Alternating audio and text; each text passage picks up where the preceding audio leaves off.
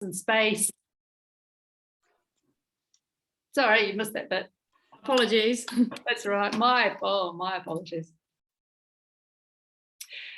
Play, chill out, have fun, do something frivolous. Maybe nurture spirituality, maybe lower your expectations of yourself. In the church, we have a word for this, which is grace. We aren't very good at doing it, but we do talk about it. Grace is a beautiful thing. Grace means gift. It means gratitude. It means generosity and kindness. Be gracious with yourself and with others. Third, connect with nature. What places sustain me? There is a wealth of academic research evidence now showing that nature has many positive benefits on our health and well-being. You probably knew that before they did the research, but they can show it now in terms of how it soothes our body chemistry, lowers our endocrine levels, and nurtures our immune response. Being in a natural environment. So where do you feel most at home? What places do you connect strongly with? What places feed you, whether you go there physically or even in your imagination? One of the most powerful mental health strategies is to notice details of the natural world, preferably slowly. Deliberately using all our senses to be fully aware of one small thing for a moment. The smell of blossom, the feel of sunshine, a colour, a sensation. This interrupts the spinning loops of anxiety in our heads. These days we call it mindfulness. In my tradition, we call it practicing the presence of God in creation. Anyone can do it at any time. You can look out the window or appreciate a pot plant or go for a walk.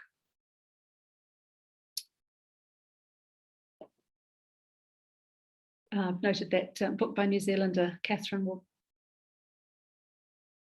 Is it Catherine Wright? Okay, yeah, sorry. Okay, next on my list is role clarity. What is mine to do? A key strategy is to find your own role to play in constructively addressing climate change.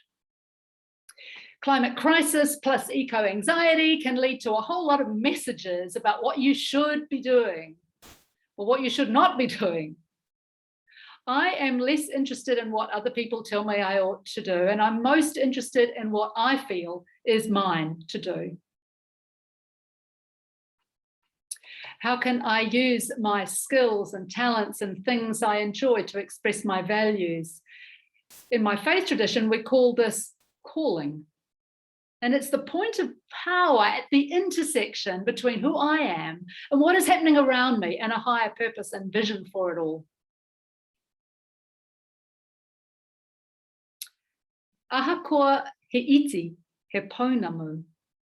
Whether our contribution is small or big, it will be enough. Do what you can do, not what you can't. I am all about people in every walk of life and field of work taking hold of their own responsibility, finding their energy, discovering creative, constructive ways to be part of the solution to climate crisis instead of part of the problem. So for social workers, how does climate crisis inform your practice as a social worker? Green social work is an emerging field of practice, a lens through which to work. For youth workers, connect with young people around climate action, hear what they have to say. For counsellors and mental health workers, nurses, community workers, learn about environmentally aware approaches such as the work that reconnects with its beautiful focus on gratitude. ecotherapy, partners with Papatuanuku in the therapeutic process. It includes the natural world through internal frame of reference and attachment, through tangible objects, for instance, in the counselling room, and through taking therapy outside, walk and talk, eco-retreats, prayer and meditation. So, here are my mental health strategies for the climate crisis. Be proactive about the information you are receiving. Find ways to work with others in climate action. Look after yourself and your own well-being, and do the work that is yours to do. There is plenty more that could be said, but we have covered a lot of ground, and a lot of it is quite challenging emotionally and practically, and I hope it was helpful. I would like to finish with the wise and thoughtful words of my friend Michael. Every time we have empathy and allow emotional space for ourselves and each other in connection to the climate crisis, we contribute to healing both ourselves and our planet. Dealing with the climate crisis effectively and in a mentally healthy way requires two things. It requires inner psychological or spiritual work, and it requires the outer work of activism and making real systemic changes in the world.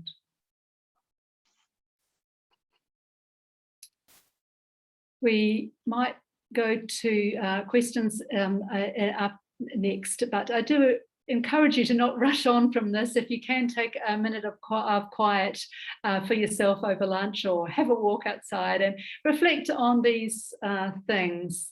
I wanted to,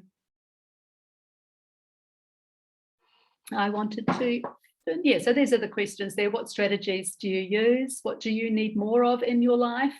And then that more of a kind of a practice question. What could be helpful for those that you work with? What strategies do you use? What do you need more of? And what could be helpful for those you work with? You can sing along with me, surely.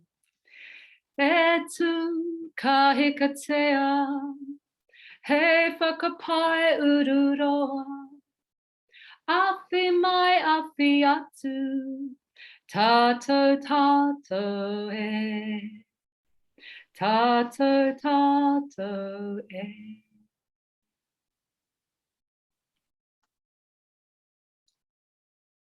Kia ora. There you go. We've got 5 minutes for some questions. Wonderful. What have you got? Thank you, Silvia. And what a gorgeous way to finish up just then. Okay. Awesome, awesome, awesome. So to address some of the questions that have come through, one of them has been, what are the types of questions that those in the social services might ask clients and people to help bring forth their experience of climate change and the effect that it's having on their lives? Great question. Yeah, it's an excellent question, and it is a kind of a fresh one for us. I went earlier this year to the online conference of the Psychotherapists Association, which was all about this very question. And you know, when a psychotherapist asks you how you feel about the world, they really mean how do you feel about the world. And so I think it's just that encouragement to have those to bring that frame of reference into your work. It's not far below the surface of people's thinking. I don't know. I think everyone has to figure that out for themselves. Exactly. Yeah. But it's a way of doing it which is kind of natural to our own practice and knowing our own people, the people that we're working with. And yeah. Absolutely. Cool. Another question coming through is about whānau and taking proactive measures to combat climate change. Are there any simple, easy resources, such as step-by-step tools for families that can be referred to that you're aware of, say online or wherever they might be, that a family can go to and go, hey, we can start and do these step-by-step steps to help our environmental impact? Yeah, I'm happy to look up some of the resources there. There's organisations working on nice, easy climate calculators for individuals and businesses and whānau to do. And then there are some cool organisations looking at sort of just general sustainability things.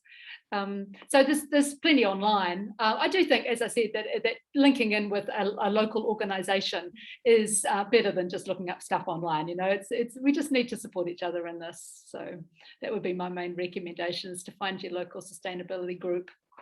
Brilliant. Cool. Thank you. Just one more then, before we finish up. How do we help our children to be more discerning and educated about where they get their climate change information from? I know that's part of a bigger conversation with our tamariki, but it's, is there anything you can sort of say to that, or in helping I mean, I just really not feel overwhelmed? Yeah, and this kind of loop that kids get sucked down so easily, and just feel, yeah, her friend asked me the same question last week for her 13-year-old boy, who's in every other way highly privileged and successful and competent and wonderful young man, but he's just deeply despairing about the future. And this is not easy stuff. There's no obvious thing. I think, I mean, again, there are websites with sort of positive information for kids, but I would love to hear from others. You know, if there are people working with children and youth that have got some thoughts on this, I would love to keep this conversation going, because I don't have any easy answers for that one. Wish I did. But I think also, I guess another thing I wanted to say was that it just seems really wrong for me in my generation to tell young people to not worry about the future. Like, we handed them these problems and then we're trying to deny them their fear about it. We actually really have to honour their emotional experience. But that definitely for mental health and just for our own capacity, we have to find ways of balancing positive, constructive action against the flood of bad news. It's just not good for our brains. No. Brilliant. Well, we've just gone 1 o'clock, so we will wind up now. Thank you so much, Silvia. Love your passion, love your enthusiasm, and thank you so much for sharing all the tools that you've provided us, which will help us to be a part of the solution of the taking climate action. Which is what we all need to do. And thank you so much. And to our audience, thank you. Thank you for your participation in the chat, for being part of this wider conversation. Fantastic. Of course, we've got more of these free webinars happening this week as part of Mental Health Awareness Week. And we'll include a link to our website, which has got the other speakers that we've got coming up in the next few days. So very exciting time. I'd like to close with a karakia. Onehea, onehea. Onehea, ki te ora tapanui, kia waitia, kia mama. Tina kaha, te tiana, te wairoa, I aria taikata. Ko ere e ronga, whakaria aki karanga. Kia tena, tena, huia ea, Taikia. Yeah. Thank you. And this is saying, draw on, draw on. Draw on the supreme sacredness to clear, to free the heart, the body, and the spirit of mankind. Draw us together, affirm, going forward. Lovely. Thank you. Well done. And all credit to the GROW team. Good work. You've done an amazing job this week. Thank you. Thank you. Thanks, Silvia. Thanks again, everyone. Ngā mihi.